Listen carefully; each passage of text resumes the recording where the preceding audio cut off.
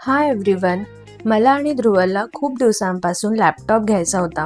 So finally आम्ही ठरवलं की समोरच्या नेक्सस मॉलमध्ये मॅकबुक M4 परचेस करायला जाऊयात. नेक्सस मॉलमध्ये 2 बिल्डिंग्स आहेत. या बिल्डिंगमध्ये Just In Time, H&M, Westside, Forever New, Marks and Spencer असे काही शोरूम्स आहेत.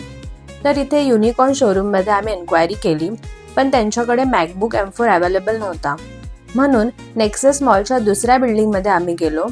या बिल्डिंगमध्ये तर खूप सारे व्हरायटी शोरूम्स आहेत आणि इथे VR पॅराग्लायडर पण चालू होतं. सो आम्ही लिफ्टने सेकंड फ्लोअरला गेलो, जिथे रिलायन्सचे शोरूम आहे. तिथे पण मॅकबुक M4 अवेलेबल नव्हता. ते बोलले मॅकबुक M4चे प्रोडक्शन बंद झालं आहे. मग आम्ही डिसाईड केलं की मॅकबुक निओ घेऊया, जो न्यूली लॉन्च आहे. त्यात पण 2 कलर्स आहेत, एक सायट्रस आणि दुसरा बेबी पिंक. आणि त्यांच्याकडे बेबी पिंक अवेलेबल होता, पण आम्हाला सायट्रस कलर आवडला. सो त्यांनी आम्हाला 1 तास थांबायला सांगितलं आणि त्यांनी दुसरीकडून तोच कलरचा लॅपटॉप मागवला.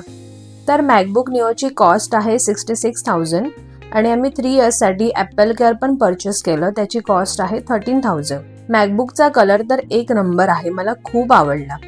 तुम्हाला पण लॅपटॉप आणि व्हिडिओ आवडली असेल तर चॅनलला सबस्क्राईब करा. थँक्यू.